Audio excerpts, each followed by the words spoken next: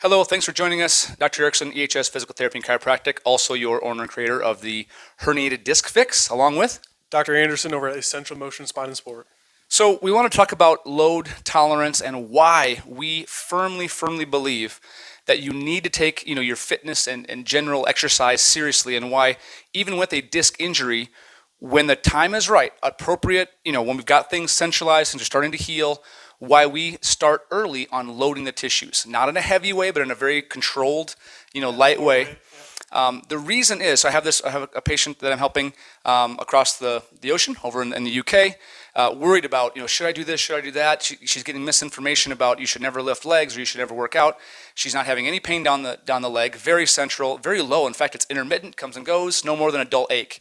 So we have her working on some lower extremity exercises. There's some squatting, some bridging, some lunging, step-ups, that kind of thing, some glute, extension, right? Yeah. Just body weight and a little bit of light resistance bands. Nothing like loading up a bar with 225, and like, heavy lifting. But the reason is load tolerance. You need to increase the tolerance of your tissues to go about and, tolerate different loads throughout your daily life. Tell me why we need to work on load tolerance. Yeah, so if we increase our load tolerance, and what I mean by this, like if I go pick up my groceries, I'm probably not going to have an issue with it. But if I go try and pick up a 40-pound weight, I'm going to struggle with it, and it's going to load my muscles more. So if we can increase our tolerance to that load, so increase our ability to lift, increase our ability to move, increase our ability to go in different positions, that will lower... Sustain different positions for longer? Yeah, that will all play a role endurance. In lowering our risk for injury. So if we take a look at this chart here that we've drawn out, let's bring it in just a little bit to make sure they can see it well. I'll hold it here. Yep. Good? Okay, perfect. So on here you can see a little chart we've made. So this is the loads. So this would be like the stresses that we put through our body. And this on the bottom is how often we do it, the frequency at which we do it. Okay? So most people live within this area we have labeled as homeostasis. So this is like our normal routine, we're not going over, we're not going under too much, we're just doing our normal daily tasks, right? This area is when we start to increase the demand on our body. So this could be weightlifting, this could be running, this could be, going for a jog, it could be whatever it might be. This is the increased physiological area where you can see how much, almost double essentially your homeostasis or your just at rest body type, and you can make yourself that much stronger.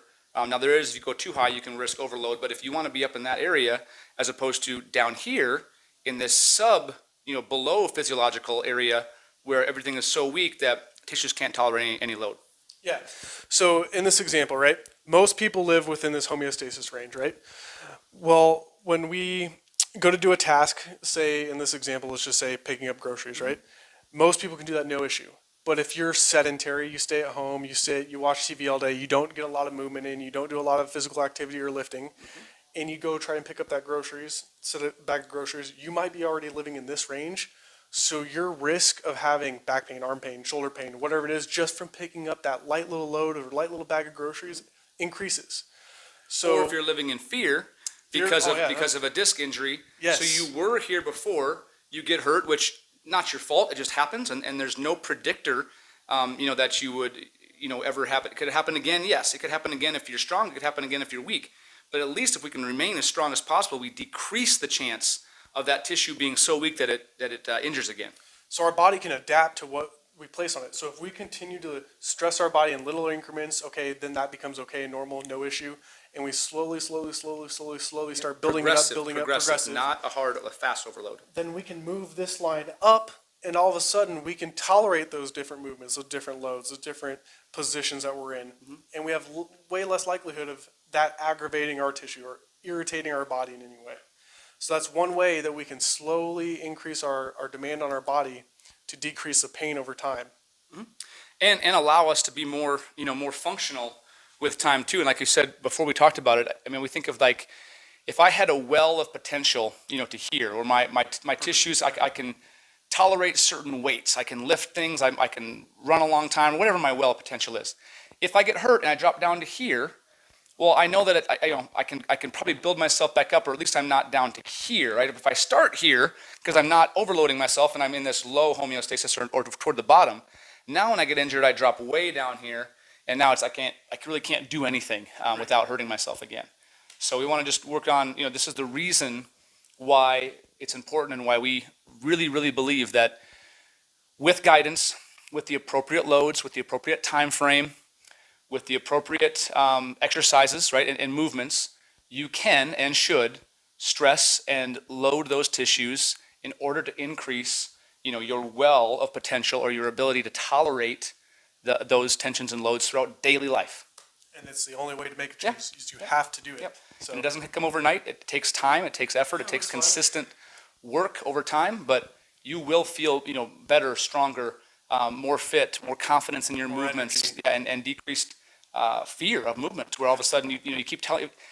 Think of it this way: what does that narrative that you tell yourself, does it serve you? If I tell myself my spine is weak, I'm weak, I can't do anything, I shouldn't do that. you're gonna be scared Yeah, of everything. I mean that does not serve me in the long term for my life. I want to live a long, healthy lifestyle for many years and be able to do a lot of things, as opposed to I'm gonna work on actually making those changes. Yeah.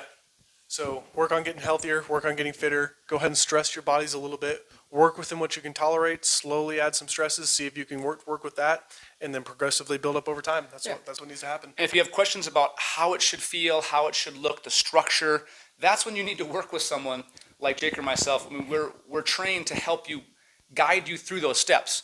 If you skip steps and don't do it right, you're gonna say, well, it didn't work, and I loaded, and then I got hurt. Well, if you do things the wrong way, yes, the potential is there to hurt yourself if you jump in too quick, too much, too soon, too fast. It's possible. But if you want some help with that and you need that guidance, we're more than happy to work with you on that kind of thing. Yeah. Any questions, comments, concerns? Comment below.